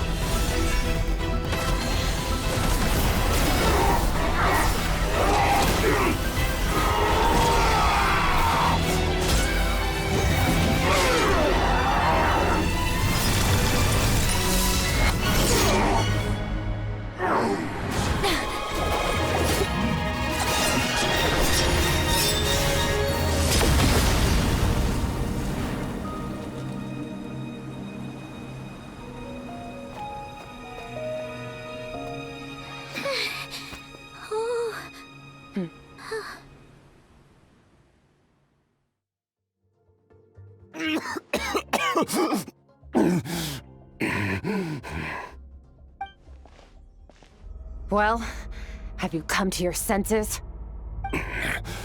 You saw that my body was at its limit. So, you deliberately channeled your power into me, knowing that it would destroy my shell from within. Such power. Such keen battle instincts. So you must be... Skirk, Sertologi's disciple. How long has it been? How long has he been away from Tevat? Hundreds of years. Hundreds? Sorry, it's a lot to take in. I should introduce myself. I am Skofnungar, a friend of your master and one of his followers. This is the first time I've heard your name, Skirk. But hundreds of years ago, I knew you existed. And I knew you would come here. Hundreds of years ago? Sounds like you and Master have quite the history. Care to tell us about it? Of course. Might as well take advantage of a clear head while I can. The story starts a long, long time ago. I was born into a noble family in Conria. As the eldest son, I was set to inherit our title. But I contracted an incurable illness as a child, and everyone gave up on me. I trained the sword harder than anyone else, defeated all of my peers. But it was all in vain. When other people looked at me, all I saw in their eyes was pity or a strange glee in my misfortune. Even my parents were just waiting for me to die. Over time, my heart hardened, and I became aimless. That was the point where I met your master, Sertologi. We were similar in age, but different in background. He was born in prison, the son of criminals who had been sentenced to death. He spent his childhood wandering the streets, facing more criticism than the literary works in the Universitas Magistrorum. Yet, he always wore a smile on his face, as if kindness and malice were one and the same, and he could not see the difference. I still remember what he said to me when we first met. You need to fight to survive. Even if it's a losing battle, it should light a fire under you. How can you sit back like this and go down without a fight? That does sound like something he would say. He was the first to acknowledge that I was worth something, and he inspired me to keep going. When we sparred together, it was the first time I'd actually felt the thrill of combat. When I was 10, he stole forbidden research materials and managed to cure my illness. It was like there was nothing in this world he couldn't accomplish. When it came to the human form, he was always intent on pushing the boundaries of possibility. But somewhere along the way, I fell behind. My talents were nothing compared to his, and at some point, I realized he had pulled so far ahead, I was too embarrassed to even ask him to spar. After his grand endeavor was successful, he sought me out and said to me, "This planet no longer holds anything of interest to me, so I'm leaving. But first, I have an offer. I can use a power I have just refined to break the curse of immortality for you." Your death was once what we worked so hard to prevent. But the immortality you now face is a different kind of pain altogether. I'll pass. Immortality doesn't sound so bad to me. Since I can't die, it means I have an infinite amount of time to get stronger. Maybe I'll finally catch up to you one day, and we can spar like we used to. Are you sure? I cannot say when I will return. Your body, or rather, your soul, might not be able to withstand this curse. All I can do is try. After all, a wise man once told me, people need to fight for their own survival. Wise indeed. Nevertheless, if you grow weary of the pain of immortality, and wish to experience a good sparring match before you wither away, seek out my disciple. Disciple? Never thought I'd hear that word coming from you. Nor I. But Vedifenir said I was destined to find a disciple out there in the universe, and bring her to Tibet. You know as well as I, Vedifenir's prophecies are never wrong. Well, now I'm curious about who this disciple of yours will be. All Vedifenir said was that one day, the stars shall bow in her honor. Sounds pretty impressive. Of course. Only the most outstanding people would have the right to become my disciple. Still self-assured as ever, I see. But you're not wrong. I'll be leaving then. Oh, and if you are serious about getting stronger, I left you a little gift in the primordial sea. As I've said before, walk whatever path you want. Freedom means even the wicked get to make their own choices. Waiting for me in the primordial sea was the all-devouring narwhal, already beaten into submission by Sertologi. In its weakened state, I was able to cut off part of its flesh and sew it into my own heart. Your heart? That sounds like torture! How did you even survive that? Because, of course, I bear the curse of immortality. So, you used the curse to turn yourself into a vessel for power. Even with that whale's ability, devouring power like that is not something the human body can withstand. With your body and soul constantly at the breaking point, it was the curse of immortality that sustained you. But that is not the path to strength. You have to pour your heart into it, work for it, dream of it. Instead, you stole something that didn't belong to you, and it backfired. You're right. I should have known better, but I had already pushed myself to my limits, and he was still miles ahead of me. So I had to take a leap of faith. I miss your master. I miss the days when we were all together, troublemakers without a home. I don't regret the choice I made. But if you'll allow it, I do want to apologize. To both of you. After the beating we just gave you, I think we can call it even. You're an interesting one as well. Sertologi's disciple. That's a lot to live up to.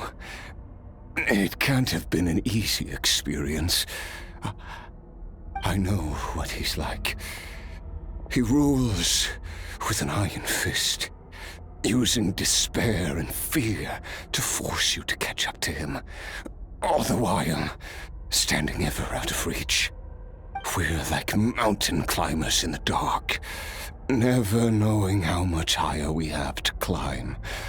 Or when we will see the sun again. True. But I made up my mind long ago. No matter how dark it gets, I will not give in to despair. I will overcome it. Besides, after hearing your story, I suspect what Master really wants is not a battle that demands his full strength, but rather a defeat without regrets. Oh? Since you're his friend, you must have some things in common. First time we came here, when you stabbed me through the fog and stole my power, I felt no emotion coming from that spike. But when you had to devote all your strength fighting me just now, I could feel joy and passion emanating from your blade. It was the joy of a researcher discovering the truth of the world, the joy of an artist uncovering a temple of wonders. Interesting. I'm certain I didn't express those emotions outright. Yet you were able to read them from my blade, like a glimpse into my inner world. You're right. That battle brought me an unbridled sense of joy, and my defeat brings me no regret whatsoever. Exactly. I think Master also craves a battle like that. One where his opponent forces him to use all his strength, unlock the extent of his potential, and transcend his own limits. A battle to end all battles. After which, all can come to an end, including, perhaps, his life. For that very reason, good and evil are meaningless to him. He has one purpose, one goal: to complete himself. It's one of the secrets to his strength. Perhaps you're right. Perhaps that is his goal. What a battle that would be.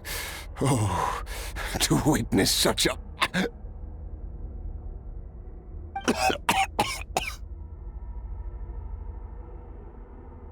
Are you okay? Too many different kinds of power are surging through my body. The curse of immortality allows it all to coexist, but it does not remove the pain. I won't be able to hold on to my sanity for much longer. What a shame.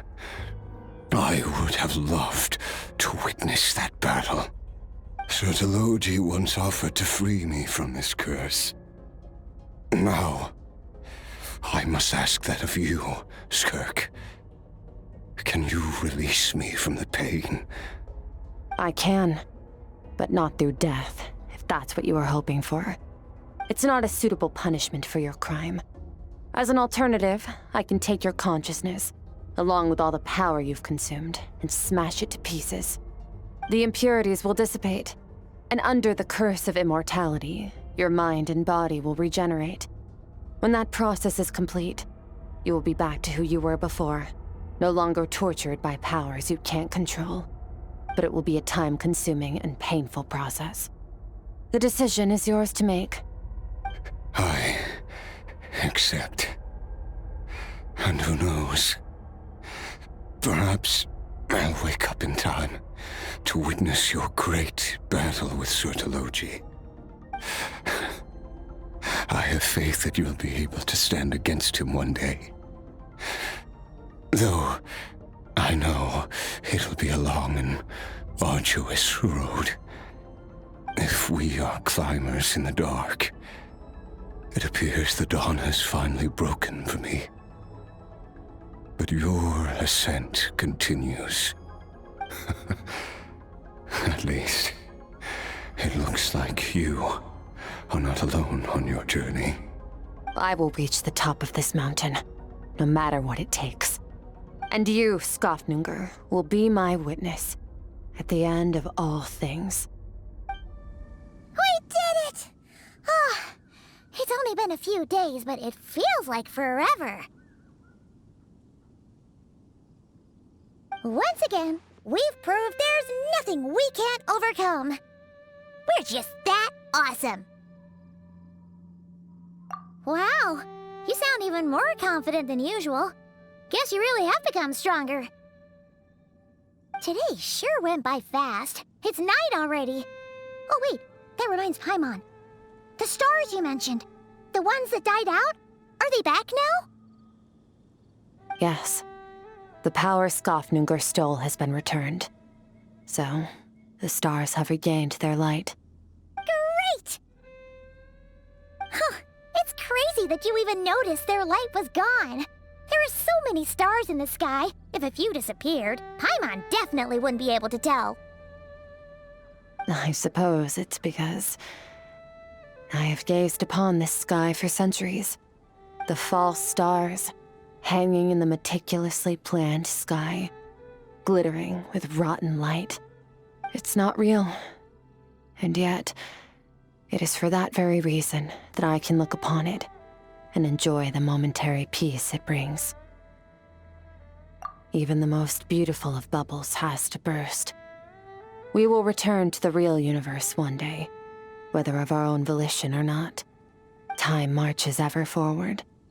Even the innocent and naive will taste life's bitterness. Yet through hardship, we grow until we learn to seize the sands of time for ourselves and uncover our true strength. Though we gaze upon a false sky, its vastness and majesty is palpable. One can only wonder, what is it going to take for kindness to reign supreme in the vast expanse of the universe? Ugh, this is all going over Paimon's head. But if she knows one thing, it's that the Traveler always finds a way. Ever since we met, she has filled Paimon's days with happiness. No matter how tough things get, she always finds a way to make it better. If it's too big a job for one person, then we'll do it with two. And if two's still not enough, then three. We've met so many amazing friends and accomplished so many amazing things. As long as we don't give up, we can make any wish come true. I suppose when it comes to you, anything is possible. Well, I should be going. Now that my power is no longer isolated from my emotions, I need more practice to get used to it. I suppose fate will decide. Maybe we'll bump into each other on the street. Or maybe we'll reunite on a different planet entirely. Regardless, reunions and partings are but passing moments. More than anything, I hope that, at the end of this journey, wherever it takes us, we stand in a world reborn. One without war, pain, or forced partings. One where new life can bloom, even where there was once nothing but scorched earth.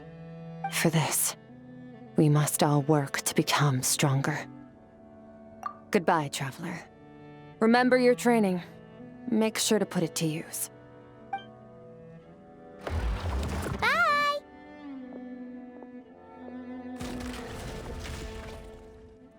Is it just Paimon, or is she being nicer than before?